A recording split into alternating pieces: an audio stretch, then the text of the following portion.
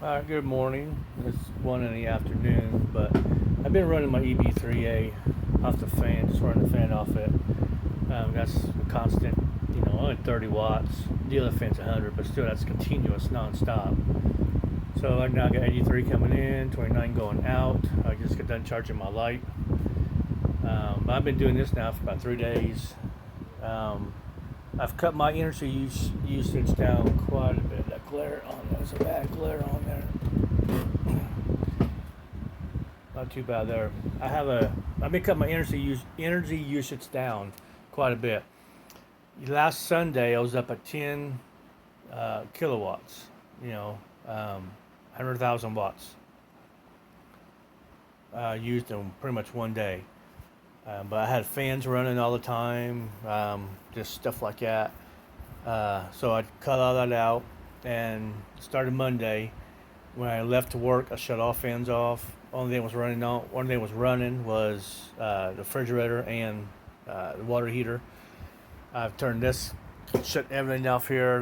Got the power strip down there, shut everything off. So the only thing was on, I actually had on was just the refrigerator and the water heater. So when I come home, I just turn this on, make my supper in the air fryer. And then if I want to run a fan, this is a small fan, my other big fan. I will run it off the Blue Eddy. We have the solar charging up at the same time. If not, then I got my two batteries in there. Right up in there, the red Odos. I got them in parallel right now. Had to charge them up last night with the generator. I didn't have to. I used a generator, didn't use the battery charger. I was just doing that just to get used to doing it. You know what I'm saying? You should only run the generator, technically, is to charge up batteries if you have to charge up batteries. I'm getting I just need to get the system. I got 400 watts of solar. I need to get on the roof. And then I need to buy a inverter. So I don't know what, I know I'm putting the 400 watt, got 4 panels. So 2 of them is going to be in series. I'll have 2 sets in series, and those 2 sets will be in parallel. So I'm going to have 24 volts. Roughly, see, what was it? Those panels are 22 something, so 23 be like 46 volts coming in. Just say 50 to be safe coming in, and about 10 amps. And so the charge controller I have right now is a pretty good one. I mean, I think it is.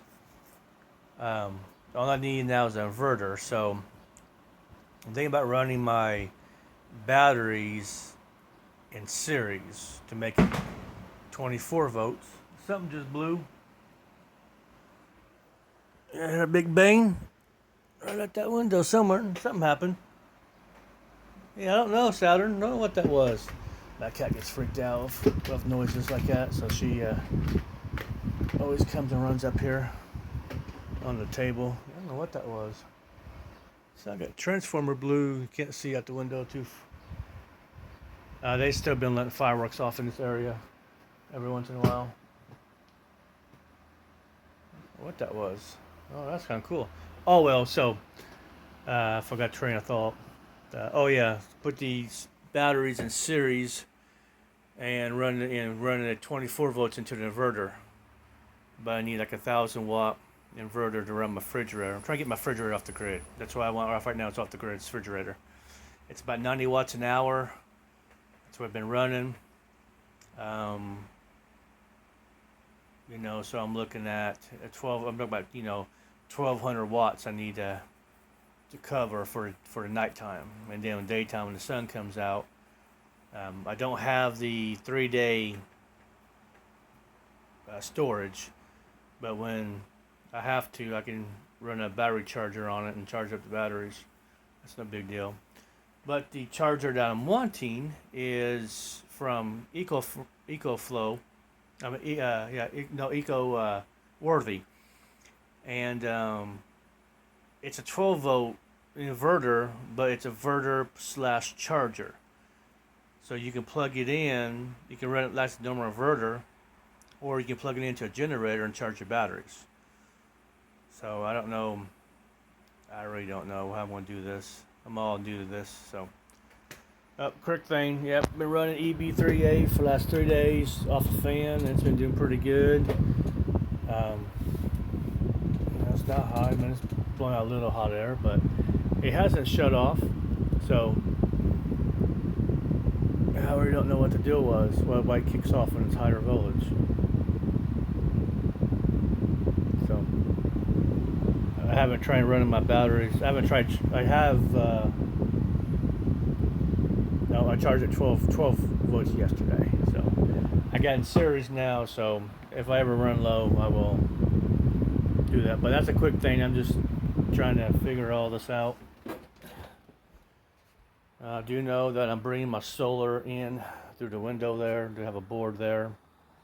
Have that come in that way. I think my boost converter just quit on me the other day. These are my batteries I got in parallel. I topped them off last night. So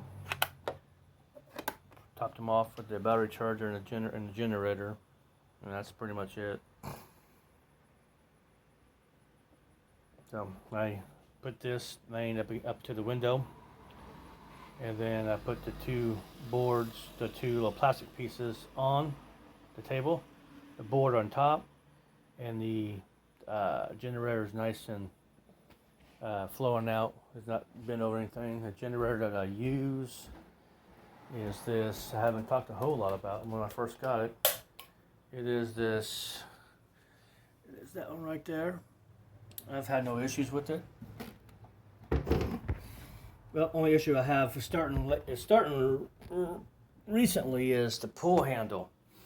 It's starting to stick. Like you grab a hold of it, and when you start to yank, it's like it's real hard, and you have to really hold down the machine, and just kind of, it's just real hard to pull. Once you get it pulled, it comes off just fine.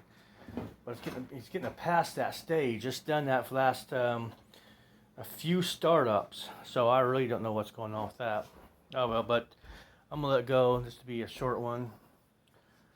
But trying to cut down on my energy bills. You know, true, my energy bill is only $75-$80 a month. No big deal. But if I want to try to live on a camper, or I want to live. I don't want a permanent place. I don't want to have to pay property taxes. You're never free. You're never free. If you pay rent, for something, you're not free. So all these homesteaders, all these off-grid people, you know, I comment all the time, well, we're free. No, you're not free. The government tells you what you can and can't do on your land. You have to pay rent on that land that you so-called own. I got air quotes. Because you don't own it. Don't pay your taxes and see what happens. And that's the con that the government got us in is, you know, oh, I got my house, I've been paying 30 years on it, and I own it, blah, blah, blah. No, you don't. You don't own anything. You might own the structure, but you're going to take your house with you when you move? No, you're not. So you rent the land, and the county I live in is really bad because if you change a light bulb, you have to get a permit. You have to go down to City Hall and get a permit if you want to change a light bulb. Just being funny, but it's pretty strict in the county I live in. And the counties around us are really not strict at all. But the county I live in here in Indiana, it is strict. There's probably stricter counties, but in this county, if you're, you know, change a window. Sorry about the brightness. If you change a window, that's a permit. You know, I think it's anything over $500 of work you got to do at your house. You have to go down and get a permit. Why do you have to have a permit? It's your building, you own it, right? So that just shows you don't own your building. You don't own your house. You have to get permission to work on your house. Oh well, stop that rant. I'm sorry about that. I just I don't. That's the biggest whatever. So let you guys go. It's charging pretty decent. I'm just sitting here doing nothing. It's a Sunday, So you guys have a great day.